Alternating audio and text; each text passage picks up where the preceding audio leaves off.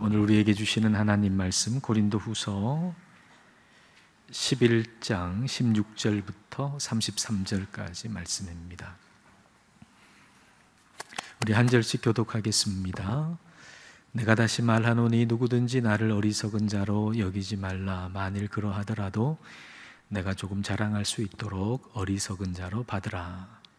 내가 말하는 것은 주를 따라 하는 말이 아니요 오직 어리석은 자와 같이 기탐 없이 자랑하노라. 여러 사람이 육신을 따라 자랑하니 나도 자랑하겠노라. 너희는 지혜로운 자로서 어리석은 자들을 기쁘게 용납하는구나. 누가 너희를 종으로 삼거나 잡아먹거나 빼앗거나 스스로 높이거나 뺨을 칠지라도 너희가 용납하는도다. 나는 우리가 약한 것 같이 욕되게 말하노라. 그러나 누가 무슨 일에 담대하면 어리석은 말이나마 나도 담대하리라. 그들이 히브리인이냐 나도 그러하며 그들이 이스라엘인이냐 나도 그러하며 그들이 아브라함의 후손이냐 나도 그러하며 그들이 그리스도의 일꾼이냐 정신없는 말을 하거니와 나는 더욱 그러하도다. 내가 수고를 넘치도록 하고 옥에 갇히기도 더 많이 하고 매도 수없이 맞고 여러 번 죽을 뻔하였으니 유대인들에게 40에서 하나 감한 매를 5번 맞았으며 3번 태장으로 맞고 1번 돌로 맞고 3번 파선하고 일주야를 깊은 바다에서 지냈으며 여러 번 여행하면서 강의 위험과 강도의 위험과 동족의 위험과 이방인의 위험과 시내의 위험과 광야의 위험과 바다의 위험과 거짓 형제 중에 위험을 당하고 또 수고하며 애쓰고 여러 번 자지 못하고 줄이며 목마르고 여러 번 굶고 춥고 헐벗었노라. 이외에 일은 고사하고 아직도 날마다 내 속에 눌리는 일이 있으니 곧 모든 교회를 위하여 염려하는 것이라. 누가 약하면 내가 약하지 아니하며 누가 실족하게 되면 내가 애타지 아니하더냐. 내가 부득불 자랑할진대 내가 약한 것을 자랑하리라. 주 예수의 아버지 영원히 찬송할 하나님이 내가 거짓말 아니하는 것을 아시느니라. 다메섹에서 아레다 왕의 고관이 나를 잡으려고 다메섹 성을 지켰으나 나는 광주리를 타고 들창문으로 성벽을 내려가 그 손에서 벗어났노라. 아멘. 성경을 읽다 보면 특별히 바울이 쓴 바울 서신을 읽다 보면 바울이 좀 이상하다 하는 생각이 들 때가 있습니다. 바울이 너무 예민한 것은 아닌가 라는 생각이 들 때가 있습니다. 그 고린도라고 하는 그 타락한 문화 속에서 예수님을 믿는다는 것 얼마나 대단한 일입니까? 그 문화 속에서 예수님을 믿고 또 주일이 돼가지고 주일 예배를 드리는 것만으로도 얼마나 대단한 일입니까? 그렇다면 칭찬하고 격려해 줘야 할 일이 아니겠습니까? 그런데 바울은 뭔가 큰 일이라도 일어나는 것처럼 그렇게 요란을 떨고 있는 것처럼 보여서 참 바울이 이상하다라는 생각이 들 때가 있습니다. 김재원이라고 하는 아나운서가 있죠. KBS 아침마당을 오랫동안 진행했던 아나운서인데 그가 쓴 책에 그의 어린 시절 이야기 한 토막이 있습니다. 중학교 1학년 여름이었답니다. 그런데 이 김재원, 중학교 1학년인 김재원 학생이 다니는 그 서울의 어느 중학교에 어떤 아이가 전학을 왔답니다. 그런데 전학 온 그 친구가 아무 말도 안 하는 거예요. 뭘 말을 걸어도 아무 말도 안 하는 거예요. 좀 숫기가 없는 아이인가 보다 뭐 그렇게 생각했고 곧 여름방학이 됐답니다. 여름방학 지나고 이제 2학기가 돼서 다시 만났는데 그 아이는 여전히 변하지 않고 아무 말도 안 하는 거예요. 공부도 곧잘 하는 아이였는데 사회 시간만 되면 엎드려서 자고 사회 과목 시험은 점수가 나오질 않았던 거죠. 그리고 2학년 되면서 이제 다른 반이 됐고 그러다가 이제 고등학생 돼서 고등학교 1학년 때 또 같은 반이 됐답니다. 그 아이는 여전히 조용했대요. 그리고 그 당시에는 학년 전체가 같이 움직이는 일이 많았답니다. 극장에 갈 때도 그 고등학교 1학년 학년 전체가 같이 가가지고 그 영화 관람하고, 또 농구 경기 응원할 때도 학년 전체가 같이 가가지고 응원하고, 그리고 대통령이나 높은 사람이 이렇게 김포공항 갈 때, 그때는 인천공항이 없었잖아요. 김포공항 갈 때 그 가는 길에 도로가에서 막 태극기 흔드는 것도 학년 전체가 가가지고 막 태극기를 흔들었다는 거죠. 근데 이 아이는 그 봄에 다 같이 가서 태극기를 흔들 때 이 아이는 가지 않았다는 거예요. 그래서 그 다음날 학년 주임 선생님한테 매를 맞았다는 거죠. 그리고 가을에도 똑같은 일이 있었는데 태극기 흔드는 그 장소에 이 아이는 가지 않았고, 그리고 이 아이는 매우 혼이 났다는 거죠. 그리고 이 아이는 여전히 사회 과목, 정치, 경제 과목 공부를 하지 않았대요. 참 이상한 아이 같잖아요. 이 아이가 왜 그런지 아무도 아는 사람이 없었답니다. 근데 그 이유를 어른이 되고 나서 알았다는 거죠. 그리고 거기까지 글을 쓴 다음에 이 김재원 씨가 이렇게 썼어요. 나는 1980년에 중학교에 들어갔고 그 아이는 광주에서 전학을 왔습니다. 나는 단 한 번도 그 친구를 위로해 주지 못했습니다. 그 아이가 그토록 과묵하고, 그리고 사회 과목, 정치 과목을 공부하지 않았던 이유, 그리고 높은 사람이 지나갈 때 태극기를 흔들러 가는 그 장소에, 그 자리에 가지 않았던 그 이유, 그것은 그가 받았던 고통 때문이었던 거죠. 1980년 5월에 광주를 경험한 이 아이는 다른 여느 아이들과 같을 수가 없었던 겁니다. 이 아이가 당한 고통을 모르고서야, 그리고 이 아이가 당한 이 고통이 그에게 어떤 영향을 끼쳤는지를 모르고서야 이 아이를 제대로 이해할 길은 없었던 것이죠. 저는 여기서 바울을 한번 생각해 봤습니다. 바울은 왜 이토록 예민한 것일까?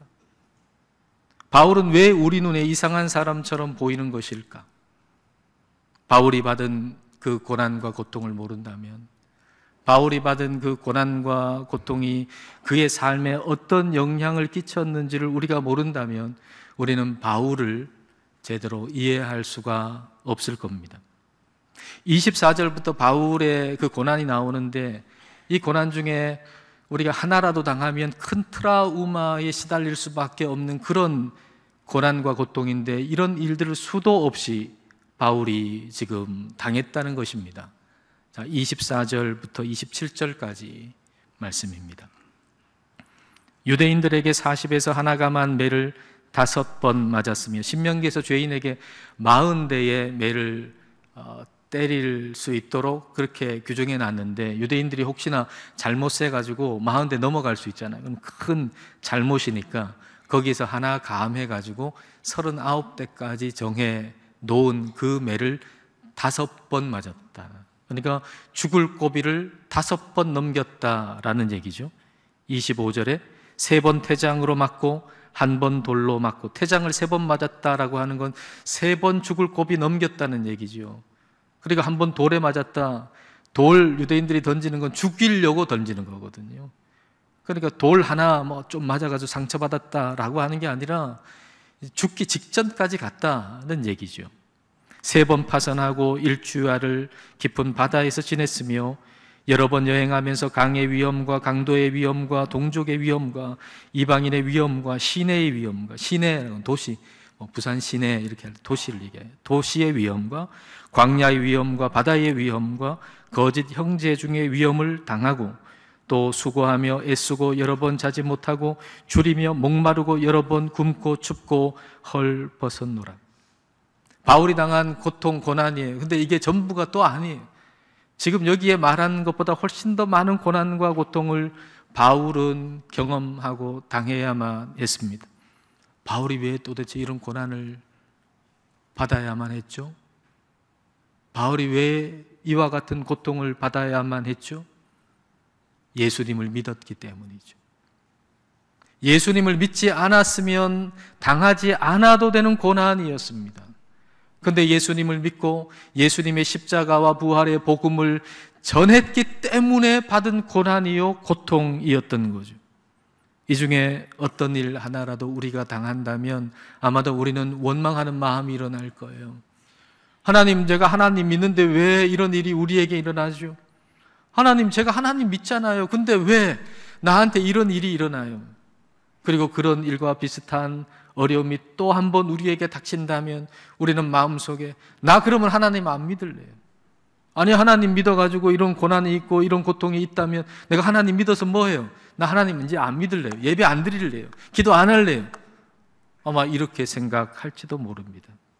그러나 바울은 이런 일을 수도 없이 당하면서 계속해서 예수 그리스도를 전하는 삶을 산 거죠. 바울에게 예수 그리스도는 그저 자신이 원하는 것을 들어주는 도우미가 아니었습니다. 근데 오늘날 많은 그리스도인들에게 예수가 누군가? 예수를 도우미라고 생각하잖아요. 내가 원하는 것 들어주는 도우미. 근데 바울에게 있어서 예수님은 그런 존재가 아니었어요. 그리스도는 그의 주인이셨고, 그리스도는 그의 삶의 의미였고 가치였고, 그리고 그의 삶의 전부이신 분이 바로 그리스도이셨어요. 그래서 삶에 오는 그 고난이 비록 그리스도 때문에 오는 것이라 할지라도 삶에 오는 그 고난은 그리스도를 버릴 이유가 아니라, 떠날 이유가 아니라 오히려 그리스도를 더 의지할 이유가 됐던 것이지요. 그걸 이미 바울이 고린도후서 1장에서 얘기하잖아요. 고린도후서 1장 8절과 9절 말씀입니다. 형제들아, 우리가 아시아에서 당한 환난을 너희가 모르기를 원하지 아니하노니 힘에 겹도록 심한 고난을 당하여 살 소망까지 끊어지고 우리는 우리 자신이 사형 선고를 받은 줄 알았으니, 이와 같은 고난과 고통의 의미가 뭐예요? 그 다음에 있죠. 자, 이는 같이 읽어볼까요? 이는 우리로 자기를 의지하지 말고 오직 죽은 자를 다시 살리시는 하나님만 의지하게 하심이라. 바울에게 고난이라고 하는 건 망치와 같은 거예요. 망치가 그 못을 탁 한번 치면 그 못이 벽으로 쭉 들어가잖아요. 2번 치면 더 들어가잖아요. 3번 치면 더 들어가잖아요. 마치 바울이 당하고 있는 이 고난은 그 망치와 같아서 예수 그리스도를 그 마음에, 그 삶에 깊이 파고 들어오게 만드는 역할을 하는 것이죠. 그 고통이 그리스도를 더 사랑하게 만든 거예요. 바울이 당한 고난을 알 때 우리는 비로소 바울이 얼마나 그리스도를 사랑했는지를 이해하게 돼요. 바울이 당한 고난을 우리가 모르면 그가 사랑한다고 하는 게 어느 정도 사랑인지 우리는 알 수가 없어요. 그러나 그가 당한 고난을 우리가 깊이 생각하면 그가 얼마나 그리스도를 사랑했는지를 우리는 이해할 수 있게 되는 거죠. 그래서 바울은 어느 순간에도 자기 자신이 아닌 그리스도를 드러내고 그리스도를 증거하는 것, 그게 바로 사도 바울이 마음속에 가장 원하고 바라던 것이었어요. 그래서 바울이 가장 하기 힘든 일이 뭐였을까요? 자기 자랑이었어요. 자기 자랑. 그리스도가 얼마나 깊이 마음속에 들어와 있는지, 그가 가장 원한 것은 바로 그 그리스도를 증거하고 전하는 것이었고, 그래서 그가 가장 힘들어하는 것은 자기를 자랑하는 것이었어요. 그래서 오늘 말씀에도 보면은 이 바울이 왔다 갔다 하거든요. 왔다 갔다 하는 이 모습을 보면 참 이상하다. 그게 바로 그리스도가 깊이 마음속에 들어와 있기 때문에 그런 거예요. 여러분 16절부터 보십시오. 16절부터 18절. 바울이 하는 말이 좀 이상하게 보여요. 그죠? 왔다 갔다 해요. 한번 보세요. 내가 다시 말하노니 누구든지 나를 어리석은 자로 여기지 말라. 만일 그러하더라도 내가 조금 자랑할 수 있도록 어리석은 자로 받으라. 내가 말하는 것은 주를 따라 하는 말이 아니요 오직 어리석은 자와 같이 기탄 없이 자랑하노라. 여러 사람이 육신을 따라 자랑하니 나도 자랑하겠노라. 어리석은 자로 여기지 말라 그래놓고 좀 자랑할 수 있도록 어리석은 자로 좀 받아라. 무슨 말이에요? 왔다 갔다 하잖아요. 아니, 또 뜸을 이렇게 들여요. 자랑할 것 같으면 좀 시원하게 한번 자랑하지. 뭐 자랑할 거 있으면 시원하게 좀 자랑해도 괜찮잖아요. 뭐 그럴 일이지. 왜 이렇게 뜸을 들이냔 말이에요. 그렇게 얘기해놓고 고작 또 자랑한다는 것이 그 대적자들, 거짓 사도들이 히브리인인가? 나도 그렇다. 이스라엘인인가? 나도 그렇다. 아브라함의 자손인가? 나도 그렇다. 뭐 자랑하겠다고 얘기해놓고 고작 자랑한다고 하는 게 바로 이게 전부예요. 바울이 지금 거짓 사도들로 인해서 영적으로 피해를 당하고 있는 고린도 성도들을 거기서 좀 건져내기를 원하는 마음이 있거든요. 그럼 어떻게 해야 돼요? 거짓 사도들이 지금 막 자랑을 한단 말이에요. 그런데 그걸 듣고서 고린도 교회 성도들이 와 대단하다 하고 막 따라간단 말이에요. 그러니까 따라가지 못하도록 하기 위해서 그 사람들이 자랑하는 거 별거 아니다 라고 하는 걸 얘기해야 되잖아요. 그럼 나도 그렇다, 나도 그 정도는 된다 라고 얘기를 해야 되는데 그걸 지금 얘기하려고 하는데 그것마저도 지금 힘든 거예요. 그것마저도, 그거 얘기하는 그 자랑마저도 지금 사도 바울에게는 너무 힘든 일이다 그 말이에요.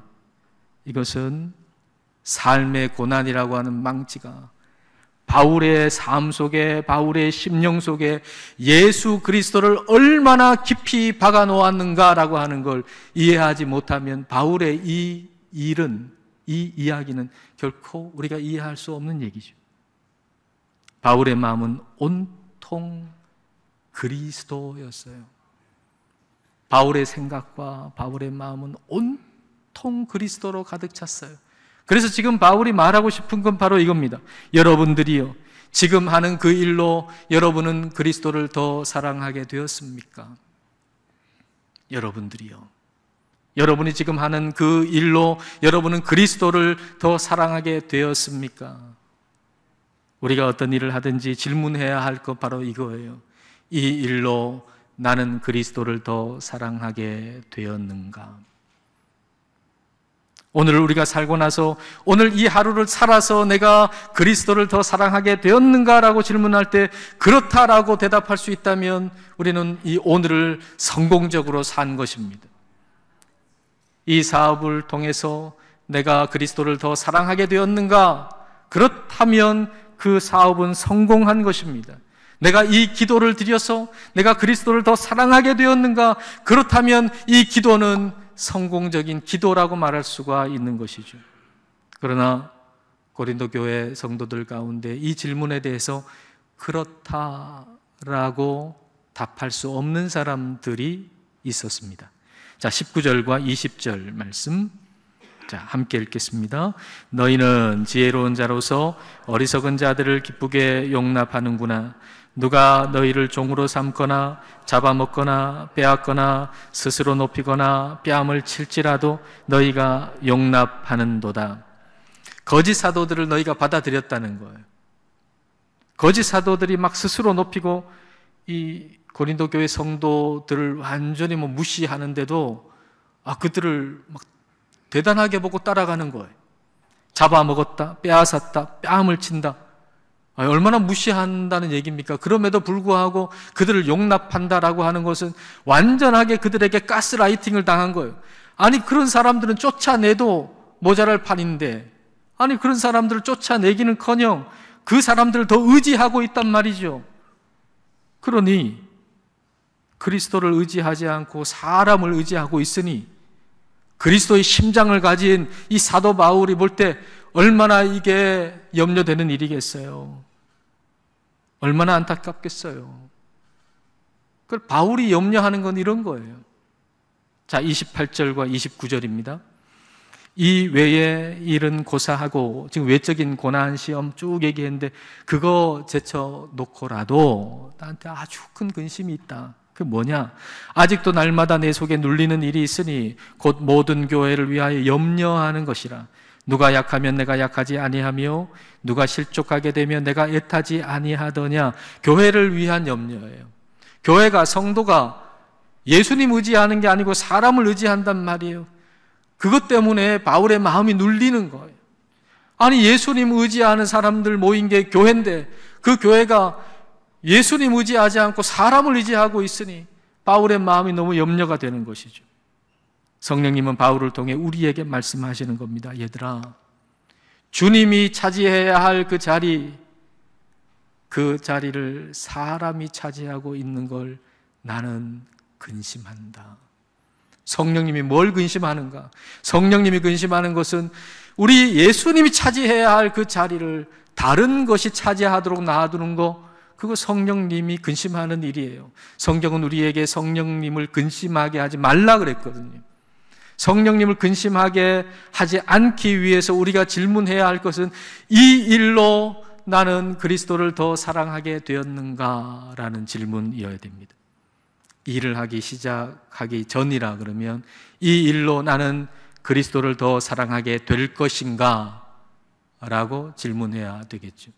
근데 그 질문에 아니요 라고 답한다면 그 일은 분명 성령님을 근심하게 해드리는 일일 것입니다.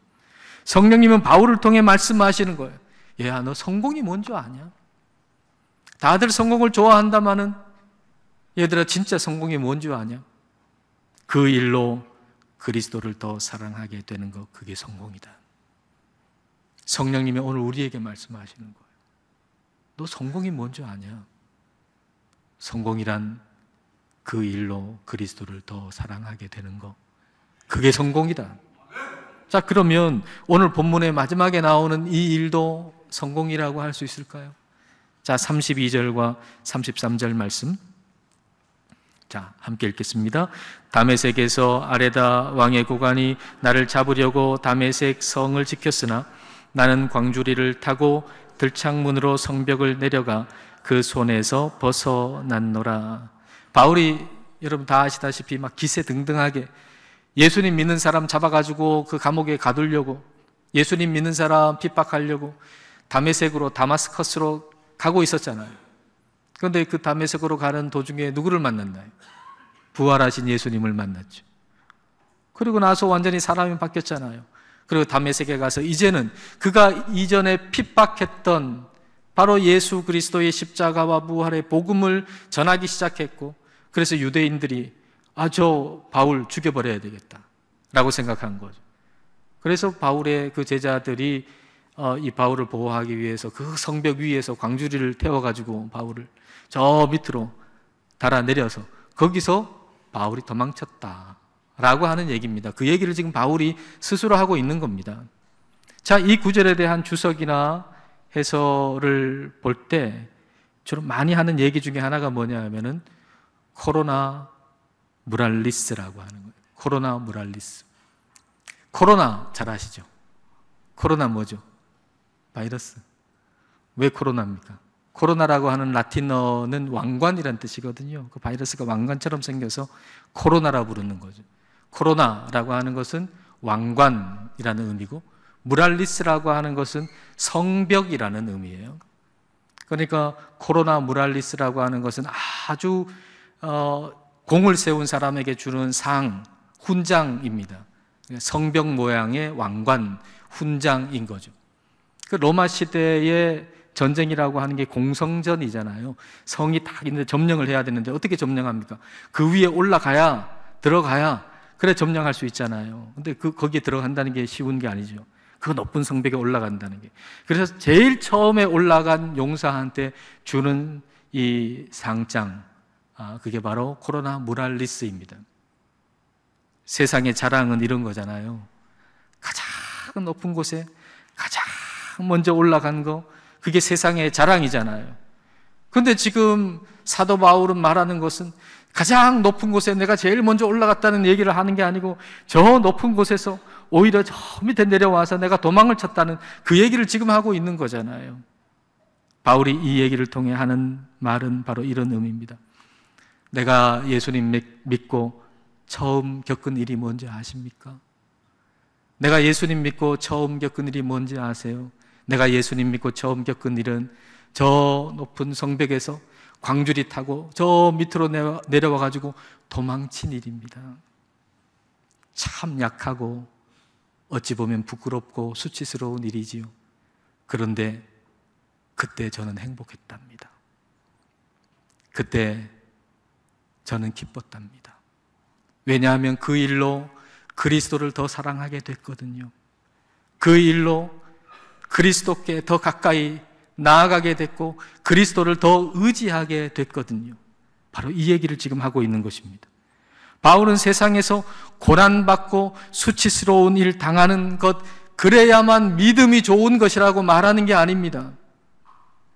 부유하게 되거나 평탄한 것이 하늘 상급이 없다고 얘기하는 게 아닙니다. 이 세상에서 부유하게 살고 평탄하게 살면 하늘에 가서 상급이 없다는 얘기를 하는 게 아닙니다. 바울은 고난과 수치스러운 일을 지금 당했음을 지금 강조하여 얘기하면서 모양이 중요하지 않다는 걸 강조해서 얘기하는 거예요. 모양이 중요하지 않다. 여러분, 우리 삶에 여러 가지 일들이 있잖아요. 그걸 한번 도형이라고 생각해 본다면 어떤 일은 원이겠죠, 동그라미. 어떤 일은 삼각형일 거고, 어떤 일은 사각형이라고 할 수 있을 거고, 어떤 일은 오각형이라고 말할 수 있을 겁니다. 근데 모든 사람이 다 좋아하는 모양을 내가 얻는 것, 그걸 세상은 성공이라 그러잖아요. 모든 사람이 다 동그라미를 좋아해요. 근데 그 동그라미를 내가 얻었어요. 그러면 그걸 성공이라 그러죠. 모든 사람이 세모를 다 싫어해요. 근데 그 세모가 삼각형이 내 삶에 들어왔어요. 그걸 고난이라 그러죠. 그걸 실패라 그러죠. 삼각형은 뾰족한 게 3개인데 네모는 4개잖아요. 오각형은 5개잖아요. 그런 게 내 삶에 오면 더 큰 실패고 더 큰 고난이라고 사람들은 얘기하는 거죠. 그러나 성령님은 바울을 통해서 모양보다 더 중요한 게 있어 라고 우리에게 말씀하세요. 모양보다 더 중요한 게 있어. 어떤 모양은 축복이고 어떤 모양은 저주고 그렇게 말할 수 없다는 거예요. 어떤 일은 자랑거리가 되고 어떤 것은 자랑거리가 되지 못하는 그런 일은 우리 삶 가운데 우리 그리스도인들에게 없다는 거예요. 사실 바울이 자랑하려고 하면 누가 봐도 성공적인 사역 자랑할 수 있잖아요. 바울을 통해서 얼마나 많은 기적이 일어났나요? 여러분, 병든 사람이 바울을 통해서 얼마나 많은 사람들이 치유를 받았나요? 심지어는 바울이 가진 손수건, 앞치마 그거 가지고 저 아픈 사람한테 딱 얹으면 그 사람이 나았잖아요. 그리고 옥에서 기도할 때 옥문이 열리기도 했잖아요. 그리고 유두고라고 하는 사람 3층에서 떨어졌는데 죽었는데 바울을 통해서 그 사람이 살아났잖아요. 그런 일들을 얼마든지 얘기할 수 있죠. 내가 사역할 때 치유도 일어났고 역사도 일어났고 그런 많은 일들을 얘기할 수 있는데 근데 그런 얘기 하나도 하질 않아요. 그것은 바울이 기적과 치유, 평탄함, 세상에서 훈장받는 거 이런 것들은 신앙과 관련이 없다고 얘기하는 게 아니에요. 하나님이 우리에게 주시는 복의 모양 가운데는 그런 것도 이런 것도 있잖아요. 그러나 바울이 오늘 본문에서 이것과 반대되는 것만, 고난당한 것만, 수치스러운 부끄러운 일들만 얘기하는 것은 하나님을 믿는 우리에게는 그 모양보다 중요한 게 있다라고 하는 걸 우리에게 말하고 싶었기 때문이죠. 그것은 어떤 모양이든 그 일로 그리스도를 더 사랑하게 되는 것, 그게 우리에게는 가장 중요하다는 것입니다. 우리 인생에 찾아오는 일들의 모양이 어떠하냐보다 더 중요한 것은 그 일로 내가 그리스도를 더 사랑하게 되었는가, 그것이 우리에게 가장 중요하다는 것입니다. 우리에게 성공은 우리에게 일어나는 일의 모양이 아니라 그 일로 그리스도를 더 사랑하게 되는 것입니다. 오늘 하루를 살아 그리스도를 더 사랑하게 되었다면 우리는 이 하루를 성공적으로 산 것입니다. 지금 여러분이 겪는 그 일이 사람들이 좋아하는 모양이든지 사람들이 싫어하는 모양이든지 그 일로 그리스도를 더 사랑하게 된다면, 그 일로 그리스도가 여러분의 심령과 삶에 더 깊이 파고 들어가게 된다면 여러분은 성공하고 있는 것입니다. 이 일로 그리스도를 더 사랑하게 되었는가? 이 질문을 통해 삶의 질서가 새로워지시기를 축복합니다. 기도하시겠습니다. 이 시간 지금 하고 있는 일 또는 하려는 일에 대해서 질문해 봅시다. 이 일로 그리스도를 더 사랑하게 되었는가? 이 일로 그리스도를 더 사랑하게 될 것인가? 이 질문을 던지며 우리 삶에 일어나는 일의 모양이 어떤 모양이라도 그 일로 그리스도를 더 사랑하게 되기를 이 시간 함께 기도하시겠습니다.